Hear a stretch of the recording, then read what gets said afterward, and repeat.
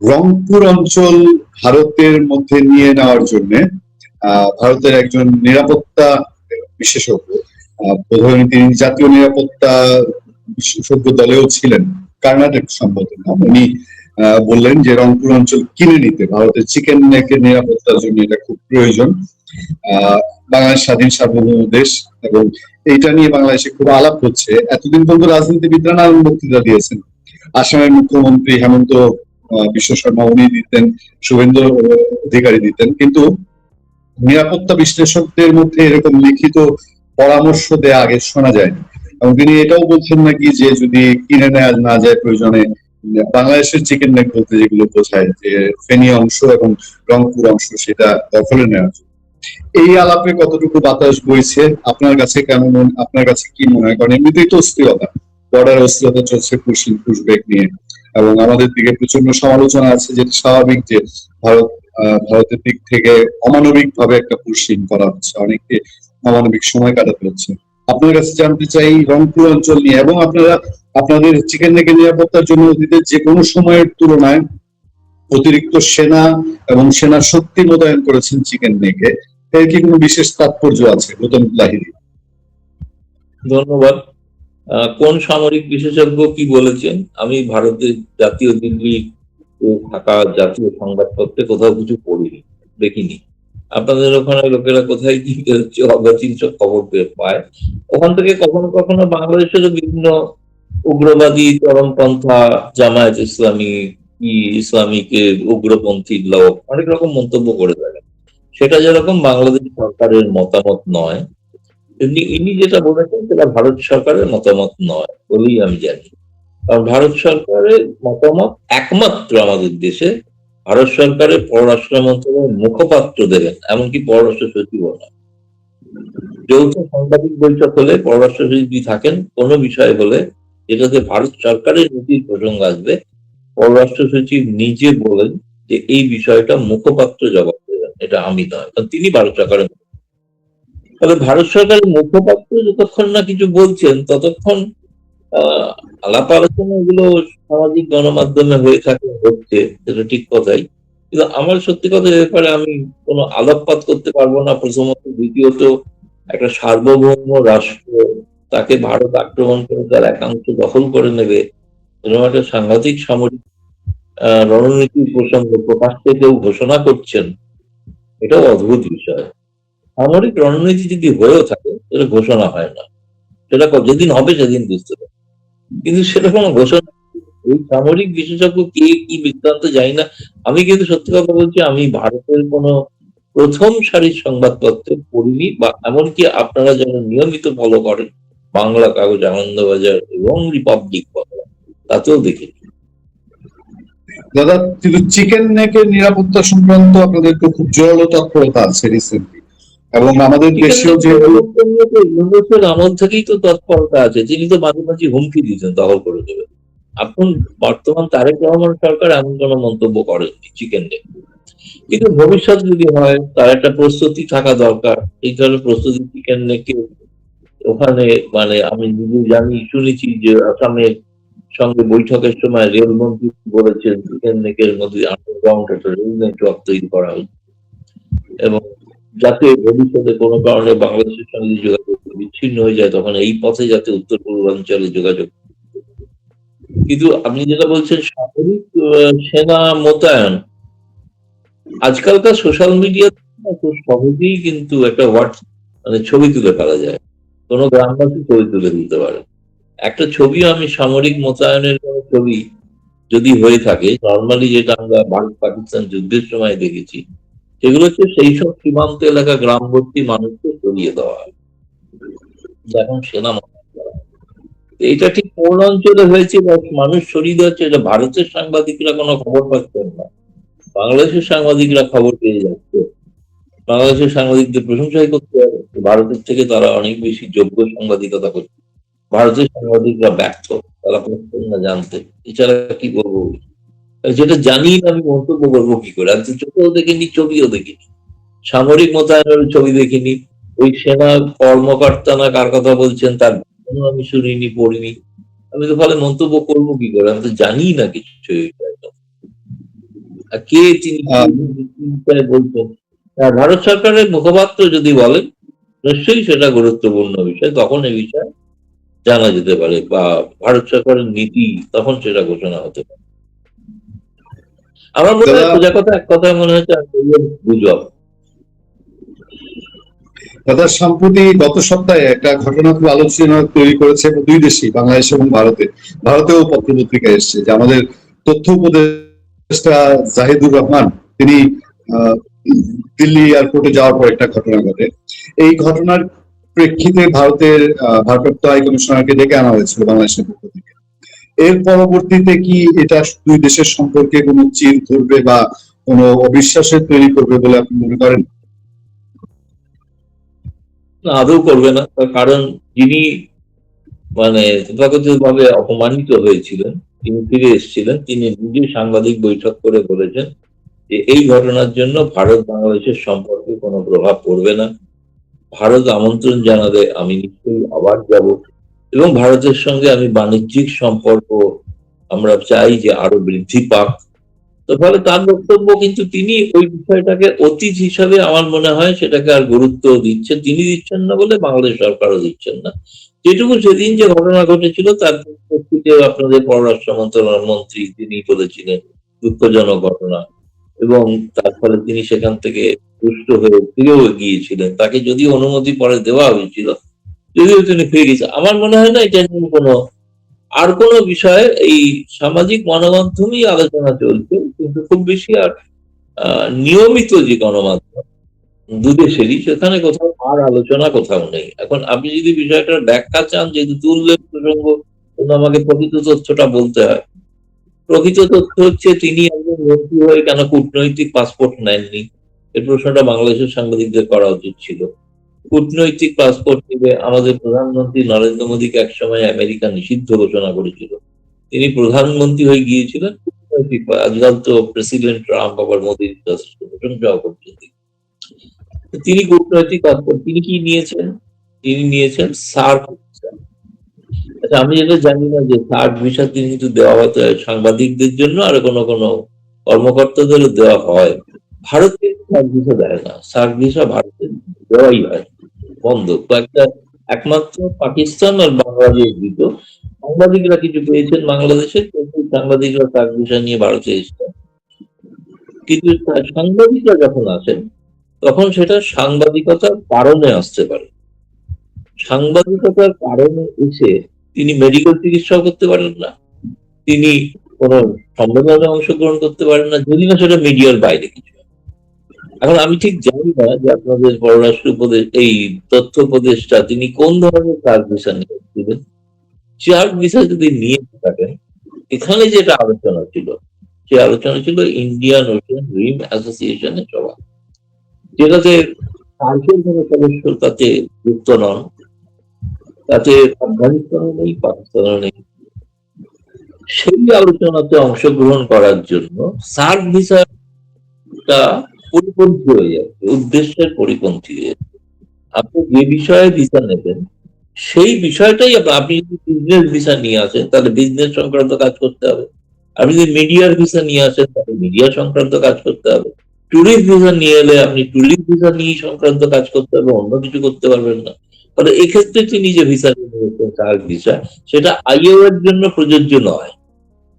এটা আমার ধারণা, তিনি প্রথম দিকে হয়তো তার কাছে মনে হয়েছিল যে তার সাধারণ পাসপোর্টটা যেহেতু আমাদের পররাষ্ট্র মন্ত্রণালয় তাকে কালো তালিকাভুক্ত করে রেখেছিল, এই কারণে রাত্রিবেলাটা পাসপোর্টটা দেখার পরই সাধারণ পাসপোর্ট, তারপরে তিনি কালো তালিকাভুক্ত, পরে যদিও উচ্চ পর্যায়ে আলাপ আলোচনা করে সেটাকে তাকে অনুমতিও দেওয়া হবে। আপনি একবার সিঙ্গেল এন্ট্রি পাবেন এই বিষয় নিয়ে, এই দ্বিতীয়বার এই পাসপোর্ট নিয়ে আসতে পারবেন না, এটাও বলা হয়েছে। কারণ যাই হোক, তিনি ফিরে যাওয়ার পর আমার মনে হয় বিষয়টা উপলব্ধিও করতে পেরেছেন।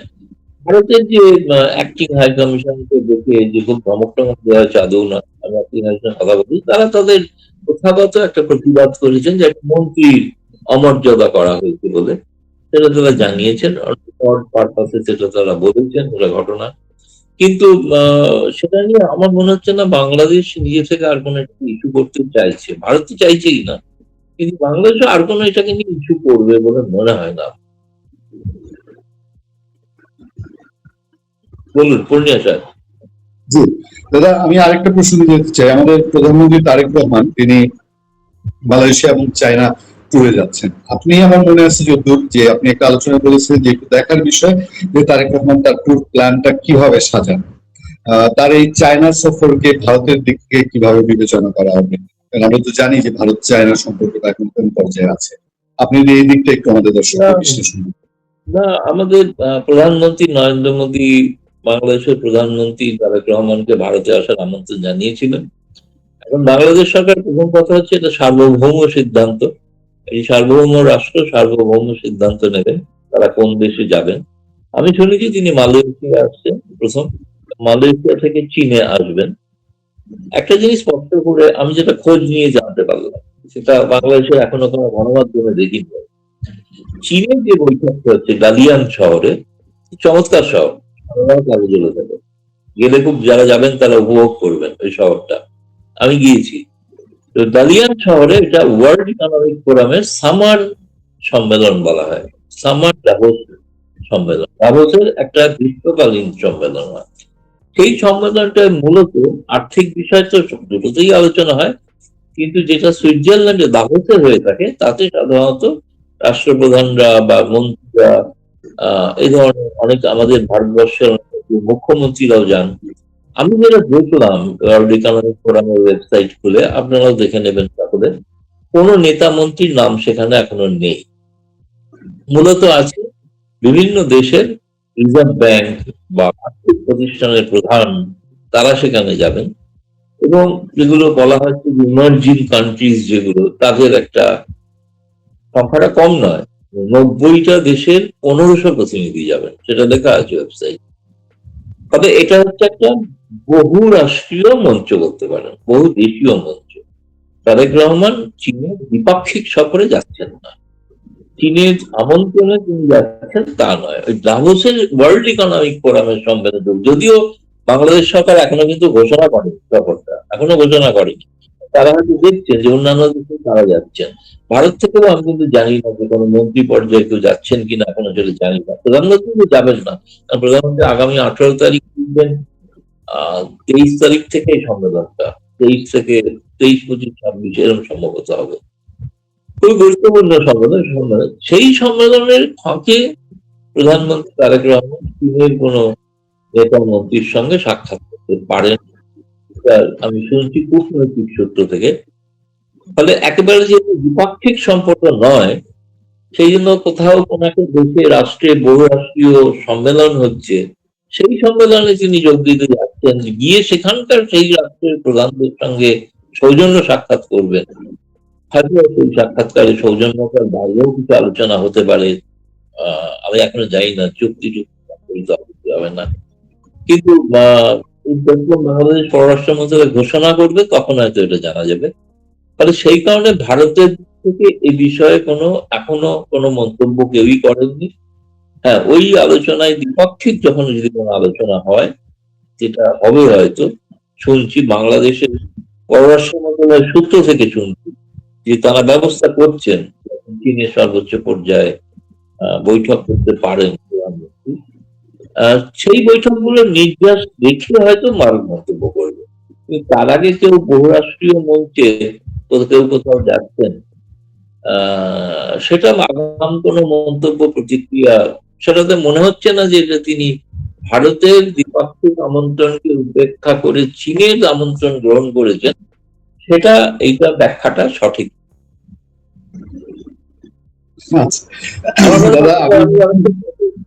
অনেকটা ব্রেকিং নিউজ দিলাম আমার মনে হচ্ছে, কারণ এটা বাংলাদেশের কেউ জানেন না, আর গণমাধ্যমের কোথাও দেখিনি আমি। তিনি যে ওয়ার্ল্ড ইকোনমিক ফোরামের সামিট, সামার মিটিং বলা হয়, একটা হয় শীতে আর একটা হয় গ্রীষ্মে।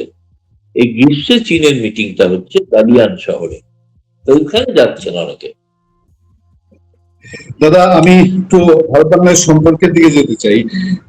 আমরা এই চলতি সপ্তাহে দেখলাম যে নেপাল থেকে বাংলাদেশে বিদ্যুৎ আসার কথা, অতিরিক্ত 2200 মেগাওয়াট বোধ হয়।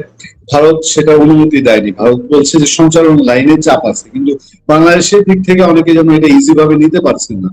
আবার এই পুশব্যাক যে প্রক্রিয়াটা চলছে, এটা নিয়েও অনেকে মনে করছেন যে এটা ভারতের একটা চাপ তৈরি করা বাংলাদেশের উপরে। কারণ এই সময় এটা কতটা প্রয়োজন ছিল, কি ছিল না ছিল। আমরা কি এমন ভাবতে শুরু করব যে ভারত বাংলাদেশের উপরে নানান কারণে চাপ তৈরি করছে, যেটা আপনি মাঝে মধ্যে বলেছেন যে সম্পর্কটা কোথায় যেন জোড়া লেগেও জোড়া লাগছে না। তাহলে কি ভারত চাপ তৈরি করতে চাচ্ছে বাংলাদেশের উপর? চাপ বলুন বা যাই যেভাবেই ব্যাখ্যা করুন, এটা তো ঘটনা, সম্পর্কটা স্বাভাবিক হচ্ছে না, এটা তো কোনো অস্বীকার করার কোনো উপায় নেই।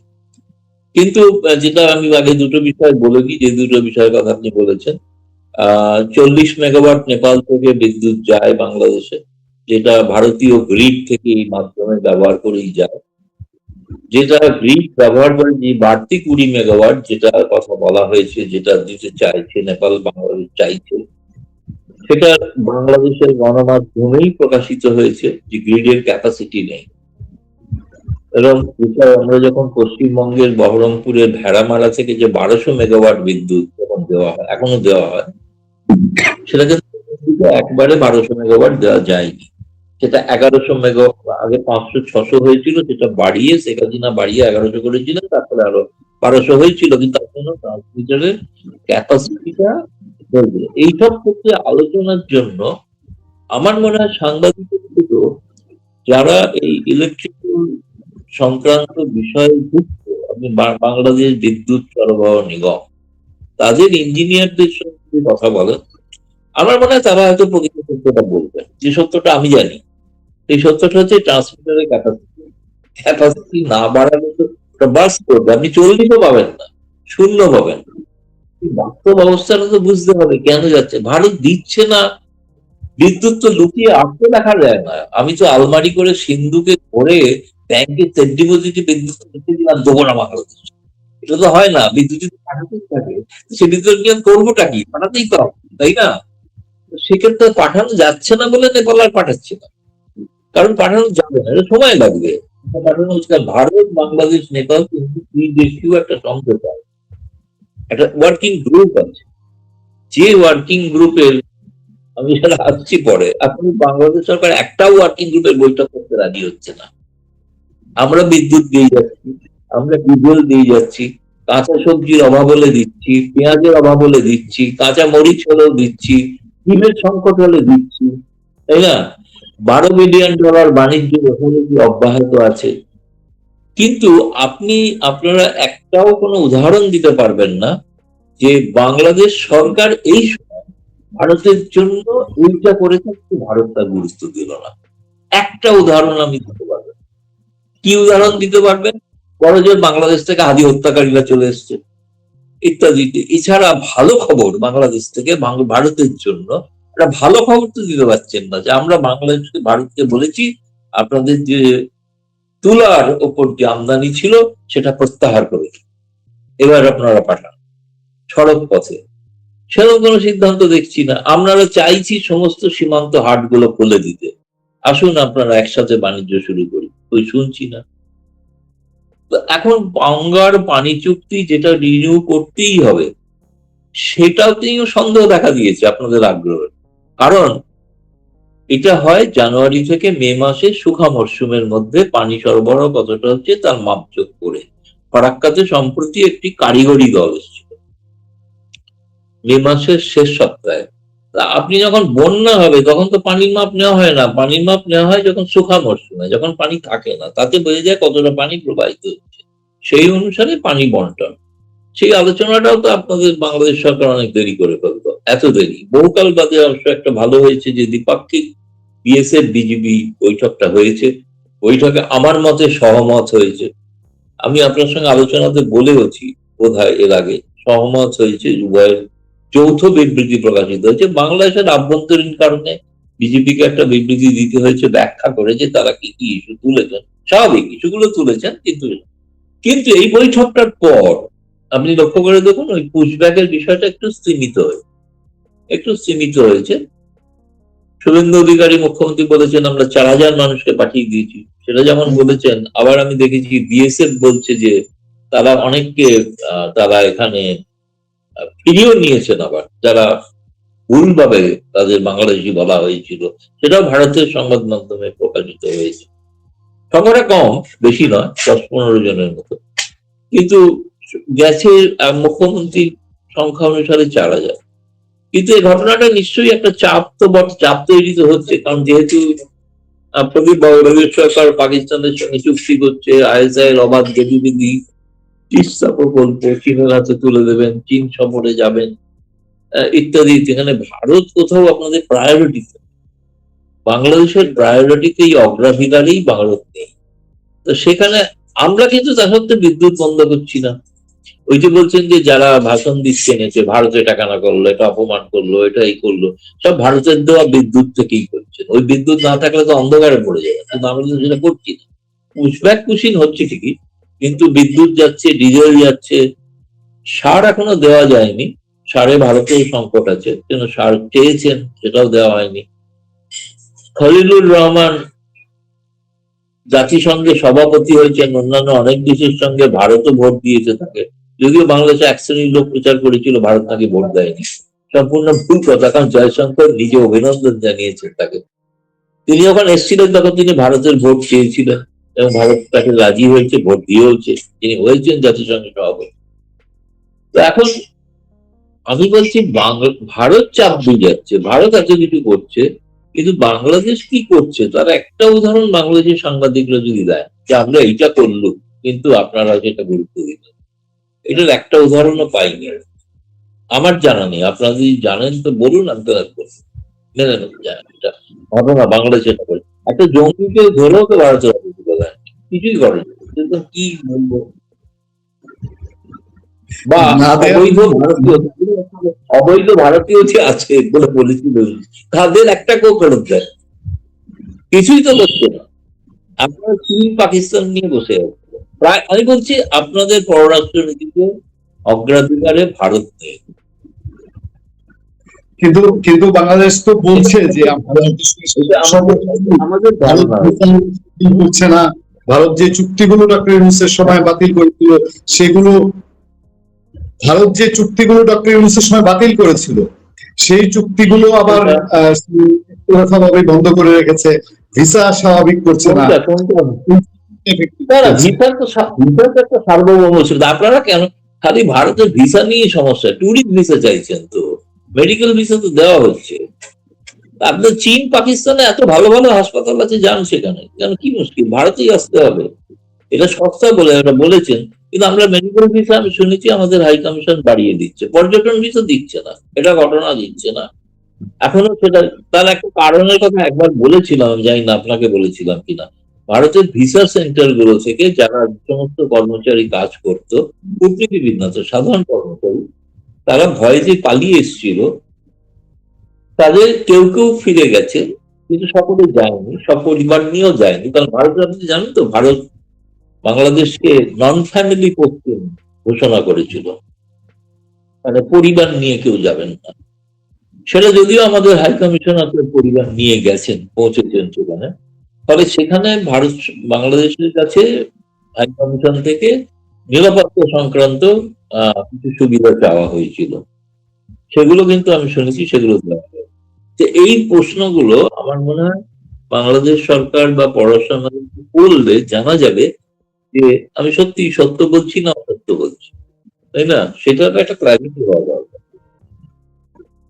দাদা, আমি সবশেষে আরেকটা প্রসঙ্গে জানতে চাই যে বর্তমান সরকারের দিক থেকে, বিএনপি সরকারের দিক থেকে এটা মোটামুটি এখন ওপেন হয়ে গেছে যে আওয়ামী লীগের উপরে নিষেধাজ্ঞা তুলে নেওয়া হবে না, এবং আজকেও বাংলাদেশের একজন প্রভাবশালী প্রতিমন্ত্রী তিনি জানিয়েছেন যে আওয়ামী লীগকে আর রাজনীতি করতে দেওয়া হবে না। আপনার কাছে কি আপনার কি ধারণা যে এভাবে আওয়ামী লীগ থেকে যাবে, বা তার পক্ষে এই নিষেধাজ্ঞা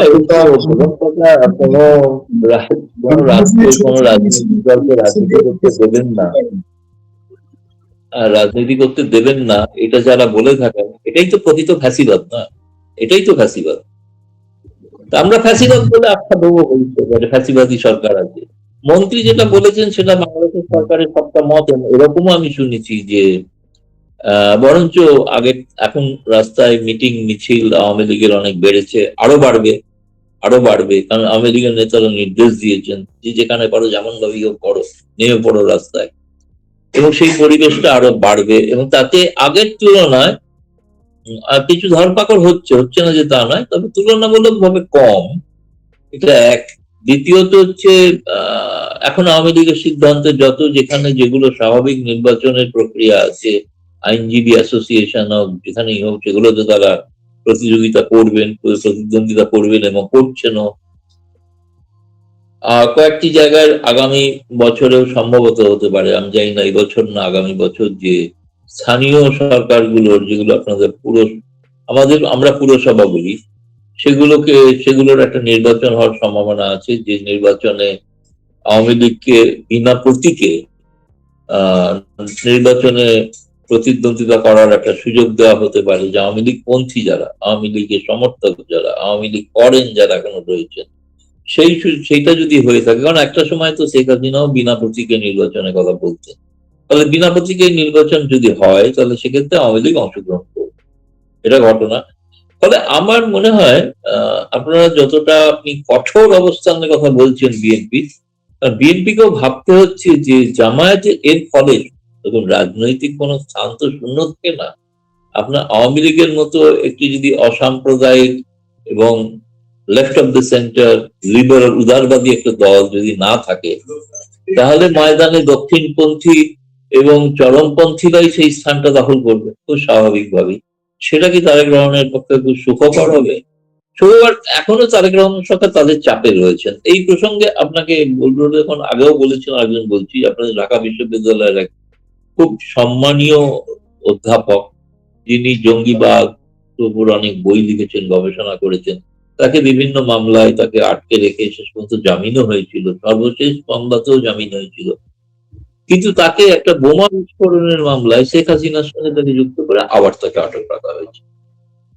তিনি বোমা বিস্ফোরণে যুক্ত, মানে এ তো মানে ঘোড়াতে বললে ঘোড়াও হাসবে, তাই না?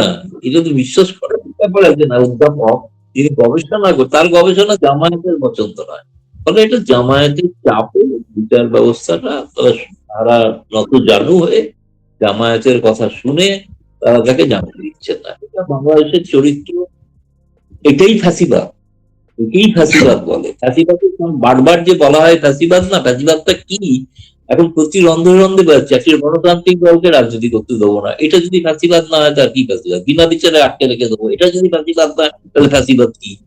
আবার যদি কোনো সম্মানীয় অধ্যাপক তিনি গবেষণা করেছেন বলে তাকে আটকে রাখবো, তাকে ভুল মামলা দিয়ে আটকে রাখবো, এটা যদি ফ্যাসিবাদ না হয় তাহলে ফ্যাসিবাদ কি? ফ্যাসিবাদের সংজ্ঞা তো এখন তাদের সকলকে বলবো যে হিটলারের মেইন ক্যাম্পটা আর একবার, যে তার মূল প্রস্তাব, যেটা আদর্শ, যেটা তার বাইবেল, সেই মেইন ক্যাম্পটা পড়ে দেখুন। মেইন ক্যাম্পে যা যা লেখা আছে তাই আপনাদের ওখানে হচ্ছে কিনা মিলিয়ে দেখুন, এটুকুই বলতে পারি। দুর্ভাগ্যজনক। তাও আমার মনে হয় একটু দ্বিধার মধ্যে আছে, সবটা তাদের নেতিবাচক নয়। একাংশ চায় না, যিনি বলছেন তিনি জানেন আওয়ামী লীগ ফিরে এলে তিনি, তার পক্ষে যেতে আর সম্ভব নয়, সেটা জানেন তিনি ভালো করে, বলছেন। ফলে এই কারণে বিএনপির মধ্যে একটা অংশ চান যে একটা কি করে, আমি জানি না, আমি তো শুনেছি নেতৃত্বের কোনো আলোচনা হচ্ছে, হয়তো কোনো বোঝাপড়া হলেও হতে পারে। জি দাদা, আমি শেষ করার আগে একটা সুখবর দিতে চাই, যে অনেক খারাপ খবরের মধ্যে সুখবর, সেটা হলো আপনি বোধহয় অর্থনীতিবিদ আবুল বারাকাতের কথা বলছেন। তো অর্থনীতিবিদ আবুল বারাকাত তিনি শেষ পর্যন্ত জামিনে মুক্তি পেয়েছেন, 2-3 দিন হলো তিনি মুক্তি পেয়ে বের হয়েছেন। এই খবরটা সে মেইনস্ট্রিম মিডিয়া সবগুলোতে আসেনি, তিনি জামিনে মুক্তি পেয়েছেন। আজকে ইউটিউবের মধ্যে দিয়ে আজকে অনুষ্ঠান শেষ করতে চাই। ভালো থাকবেন, সুস্থ থাকবেন, আপনার দীর্ঘায়ু এবং সফলতা কামনা করি। নমস্কার দাদা গৌতম রায়নি। দর্শক আপনাদেরকেও সালাম এবং শুভেচ্ছা জানিয়ে আজকে সরকার এবং যা বললেন বিচার বিভাগ সম্পর্কে তাদের অসংখ্য ধন্যবাদ।